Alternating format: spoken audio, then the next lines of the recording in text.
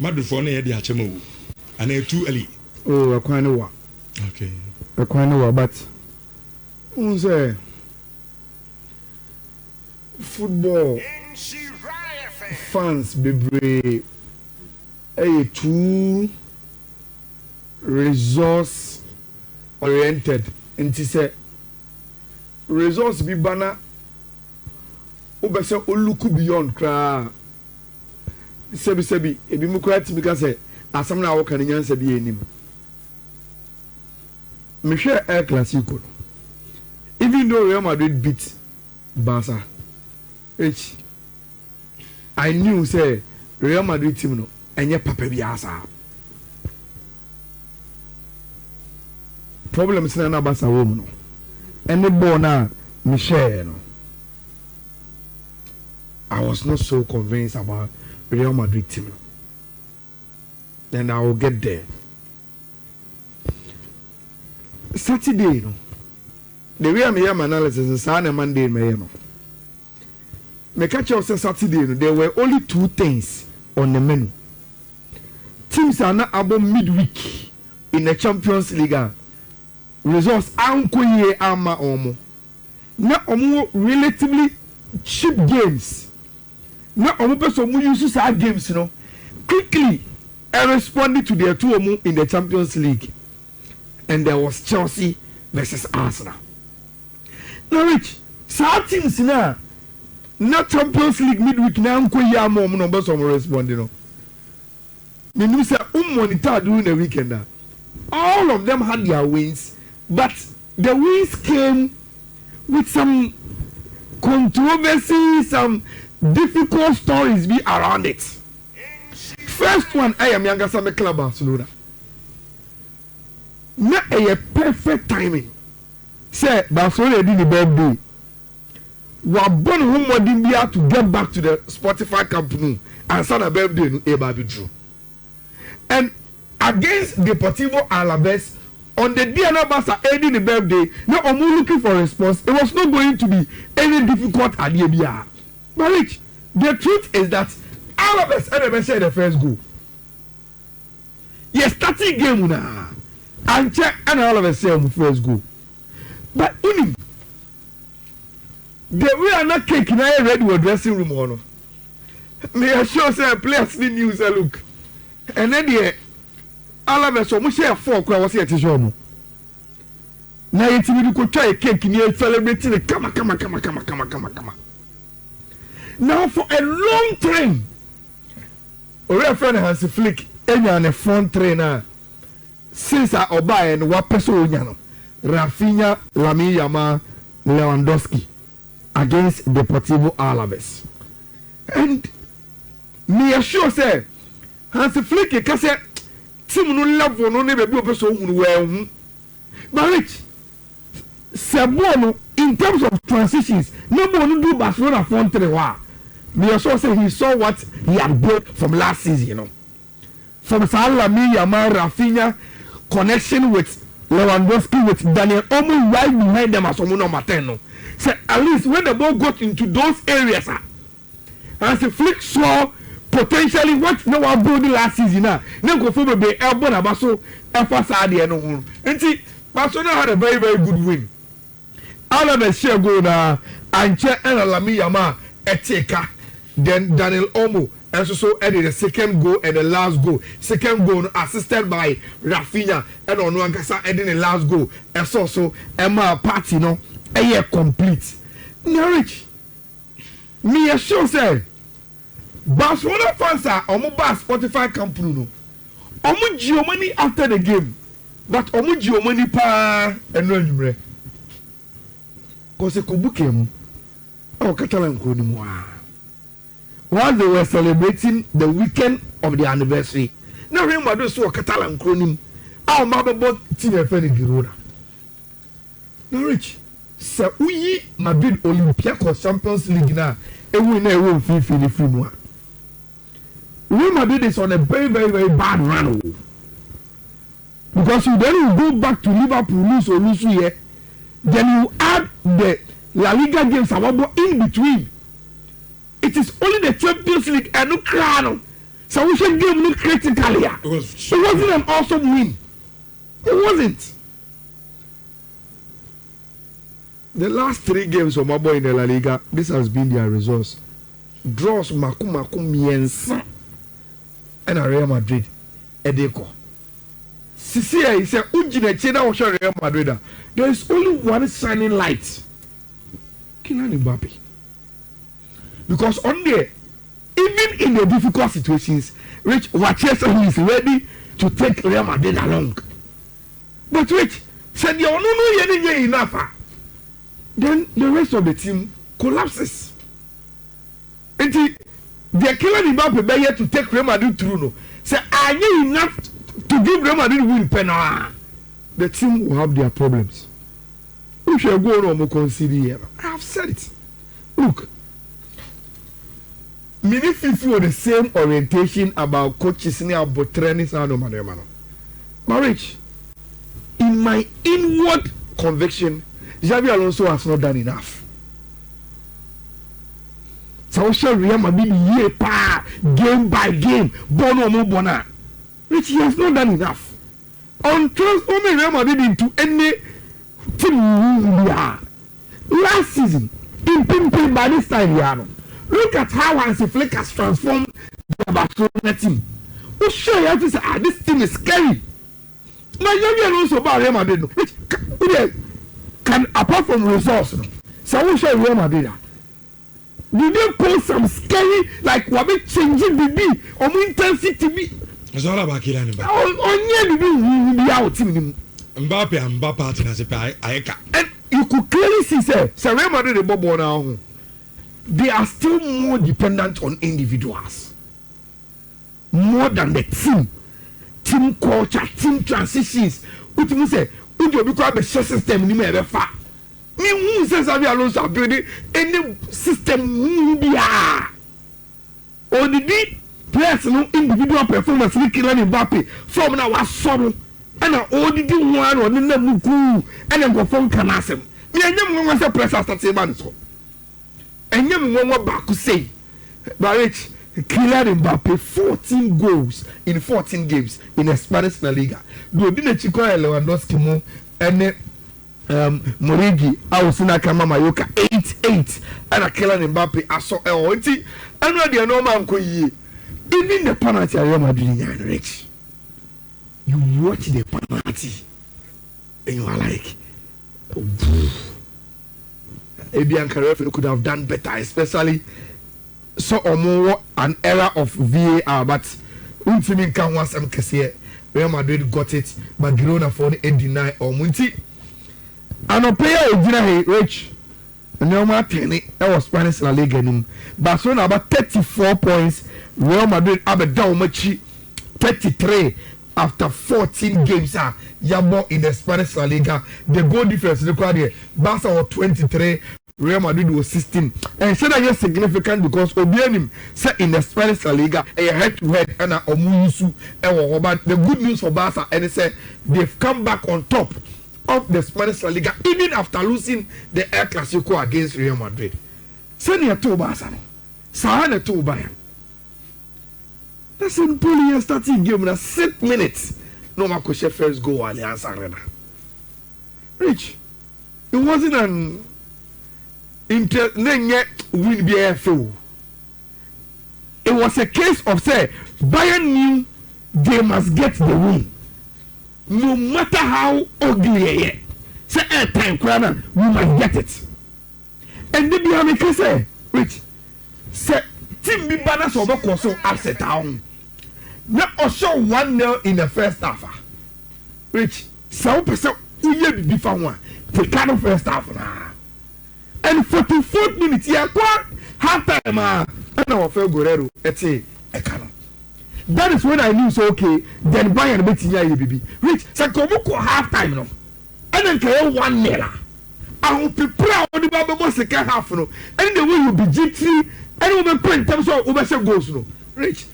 This another time in the best you will do is when you come back, could be at not game on IND in the draw. And Rafael Guerrero take a turn out really helped Real Madrid. Now you see, a charge the bomb in Liverpool for Rich coded Womakumu. They think it was a mistake to lose Luis Diaz. Me pek Godi Gapo Sempa. But Rich, Luis Diaz is a different beast.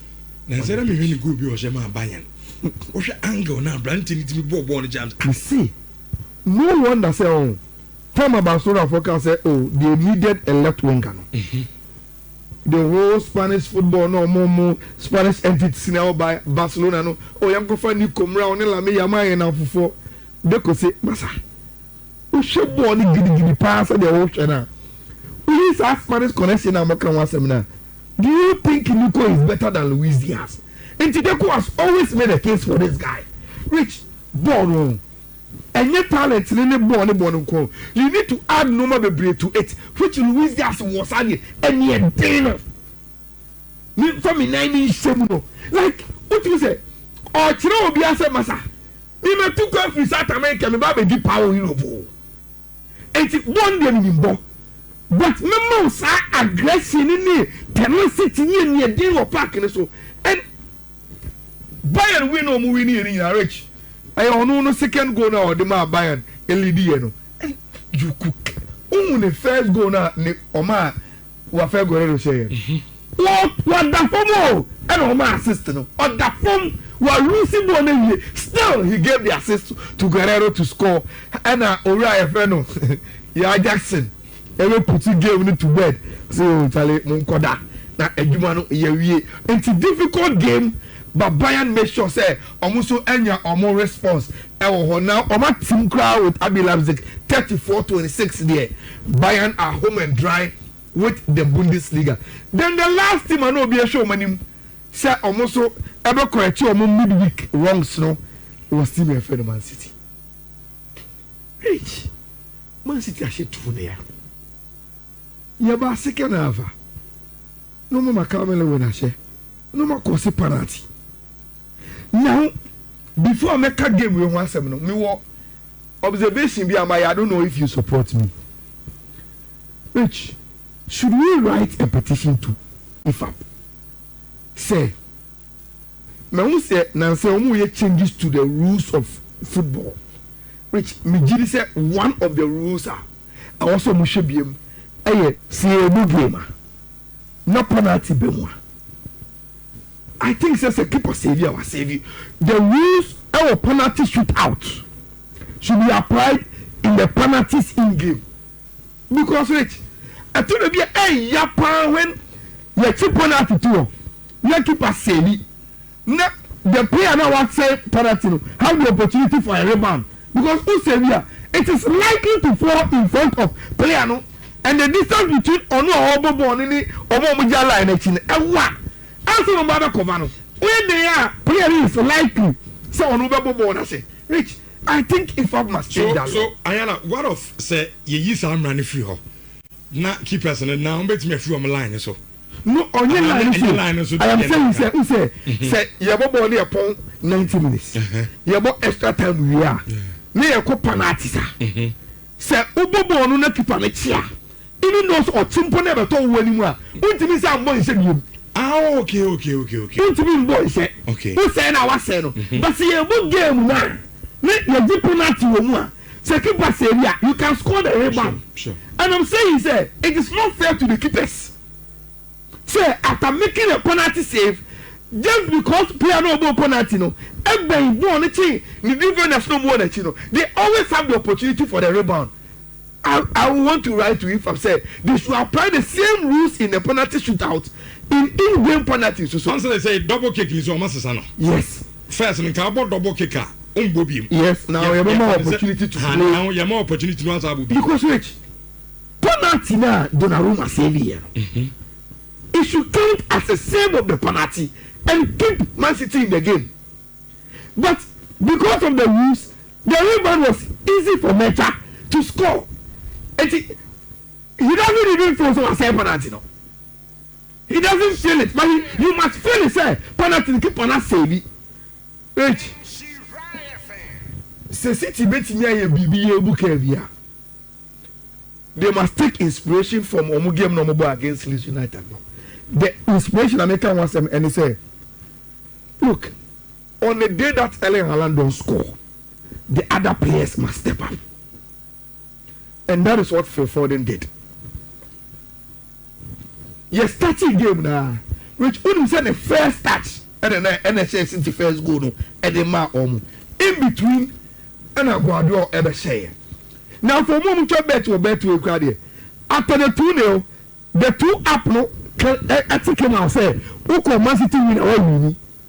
But which? Yeah, but second half, no Lisa bet to Titka. And he took a late goal from Phil Foden beam and Sana City, 80 million or 3 points, 80 area. So, who will be a win bet there, who the win no. But the actual 3 points reach. It took Abantia, your friend for Foden, to deliver the win and the 3 points to Tima, your friend in Manchester City, and listen to Pep Guardiola. At the end of it, the quality of Phil again, a player with special talent. Out of the box, he can pass the ball outside, make a run to the penalty spot, and when he arrives, sometimes he shoots strong and sometimes just passes into the net. He helped us with the win. Until Phil Foden and deliver BM Man City and your win. Knowledge.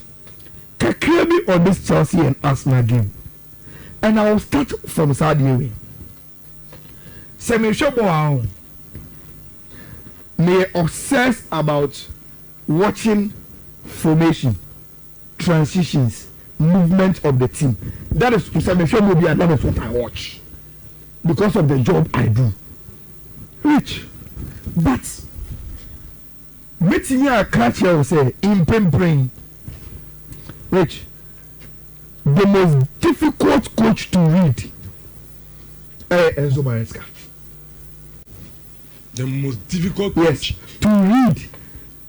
Me call him a Blasters gamer. I watch. I see okay 4-2-3-1. Say someone will keep on here, but see start attack near Bodia. Send a movement city. You could clearly see.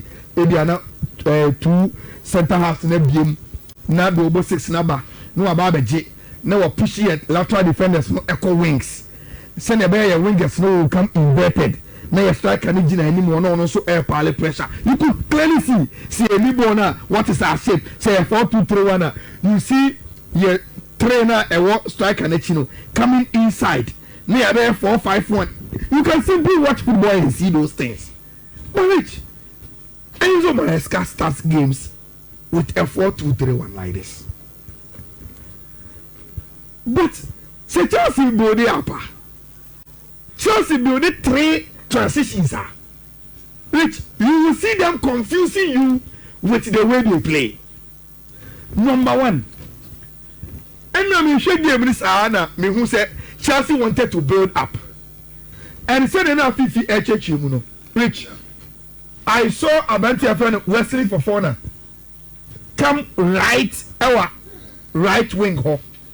Number who said Trevor Chalobah LBM call left. See the way they can push Kukuera any Malo Gusto to the wings. Not either with James and I say Enzo Maresca said one will stay in the middle, one will come in between the center halves. Not Wajibono, let us say a 3-back shape, then they can move. Semalo Gusto na ever wider. He pushes Estevao inside. Then they push Aventia for the Pedro Neto also inside. Now Kukuera occupy space way. So Chelsea will have 3 players behind the strikers that are Pedro. Now Rich, the second time I saw Chelsea build up, when they come on power, either Rhys James or Maresca's, the Obediana a city. But then I saw another thing. In one build up, number who said in Chelsea I build the back three and the same thing. But now Abantia friend Malo Gusto. Then comes Ewon Fifi to add up to Abantia friend Rhys James no Maresca said no pass it. And so back in Fifi say you see Estevao open up to the wings rather. Kukuera will still stand out in the position. Then they will have Pedro Neto in the half space our left hand side ho na Abrante friend Enzo Fernandez agent number 10 with João Pedro always a presence in and around the box nti me hear sound am say Chelsea for no they are doing too many things at the same time. But Arsenal were very, very common with Omo 4-2-3-1. No, say the minim Mikel Arteta no. Sa na open game what he does and he said, look, number 2 during Timber, stay with the back three. Enti Mosquera, any Abrante friend Henkapi, Ember in this shape. Now Luis Kelly, Ember and Fifi to come and play alongside Zubimendi. Say the Declan Rice can go and come. Freedom on the pitch, they be into Arsenal never change Omu the way Omu see Ebono. Say the Omu wingers no in Martinelli and Bukayo Saka will always stay wide. Now Omu striker in Mikel Moreno also the freedom because of force na mana to be roaming around Chelsea Omu penalty box no. Into which let me idea to say sincerely you can predict a lot of the coaches. You can even predict somehow Enzo Maresca. But within the game, Chelsea have too much of variations. And I think it's a because Rich, when your players are or Martinez here, and when your players are, they don't care where you put them. They want to work. Okay. They really want to work. Because Bonamalo goes to Airborne, Rich. Say, on you dedicated to run up and down, inside, up and down, inside, on board. Every effect, that on paper, that is how you want to play. But you don't get the effectiveness of the team. And there will be a time with James as James is a right back. Rich, how many right backs in the game today? Anna, Obama out of position and Finfia. Obama, sir. Who for my performance said the results they now. The man did a performance. Yes, giving you consistently. There is for that. Look, in the game now, Chelsea boy, you know, at a point, Abrante friend Enzo Maresca said any red card free game. Already, friend Maresca didn't worry you. All that he did, they say, okay, some me bought Enzo Fernandez as my number 10. On one Casano or number 80 dada. So all that I need to tell him and say, me saw break remember 8. James Bobo 6 in my end. So Bobo 6 in my end. There can say you were 2 wingers in Neto, any Esteval at least for the first half now and every pono. Now the upper domain anymore. And instead of a 4-2-3-1. Now we play in a decoy 4-2-2-1. Now your boy game this what that we need to do is to soak the pressure in this engine room area. Especially in front of the defenders. No, see in your ball now, we play it more direct to your wingers in Esteval any Neto. Which they did it so well. I am not saying say Mikel Arteta Anyeshi. Look, Arteta has also grown. Rich, what did he do? Oba second half no person probably pressure with Chelsea. No. When he said Declan Rice, Otimbo 6, Otimbo 8. So he took off Abrante Zubimendi and will push Declan Rice into a lone 6 because that time no Chelsea are soaking pressure. Only pressure they do to team so. So a lone 6 in Declan Rice. Senebeya or the Martin Odegaard ever better as a home as 2 number 10s in this space. 2 number 10s. It's at a point Arsenal were not having a number 8. No more 2 number 10s in Eze any Martin Odegaard. Only for Declan Rice to stay. And so what Declan Rice for team 1. And now team here, Sano Manomana, Opesa Oyeno. Rich. Okay. I think say game now Kasano. In terms of nefe, any chances it goes, yeah, and living up to sa expectation, you know. But Rich, tactically, the 2 coaches, and you been watching it. And we got the results now. Now, look at the numbers. Which Tamana Moses can say the woman. This is the first half stars. Chelsea on top. Semi, we have friend Enzo Maresca, but not so flamboyant. Abrante did red card new year, you know. Arsenal then dominated in terms of possession. But Rich, in terms of effectiveness, Chelsea ball shots etching Arsenal. Chelsea with the same shot on target 4 with team and friend Arsenal. Even with a red card as early as the 38th minute in the first half. And on the show the kind of job Abanti and friend with James a year 50. Second Chelsea Arsenal share. And can declare would have won the man of the match. Sure. But because Chelsea were able to contain Arsenal for the rest of the game, you know, Rich, Abanti and friend with James and deserve it. Set your man on the man of the match. You know, Rich. Say na table with you. Ghana Premier League. I want to show team. Now one baby our team ejina. Yeah, 7. More than 7 though. Kakra for ba. But Rich, who respected trend now? Yeah. I said, come on, to an you. I say. You be sorry for also when you go. Unum success and can a Chelsea just in say ah. How much house now? I control, but nipa be bring him. Now man for Dimatemni and a Manchester ni no akoshe Chelsea jersey. I'm telling you. Premier League teams no from support to mami you. Baby a Chelsea for na wura no. Senye sa kwankyere no nom de mam na mbeye ne da no. And I'm sure mu jersey na nkombe Arsenal. Di akwankyere. But am here answer your question. Na akwankyere so say. O ka wanu tum ewo mo match ho a na no so masha na akwankyere. Come here sir. Man kasa bibria. Na ntina ho nye. Na say wo man wo mpeni ya. Me peni pa. Na unim said ade we na me ya. Especially when the Ateta and the Manchester. Ashime rough. Na so go fear the red card. Kill them. No mama boy. No, but Chelsea has really Chelsea team very strong. I also think Stamford Bridge so pitch no okay. Yes, and you are able to do what you want to do or in a bigger pitch where there will be spaces. You'll be exposed in kitchen. But okay. But I just Utie Enzo Maresca in the post-match press conference. Almost and so game those who are about draw, but Obia Castle Ayala. My first comment was on Obi repeated the Bioka. Only one I say Chelsea is moving in the right direction, and that is very, very good. My main phone started baby away now and said now we can say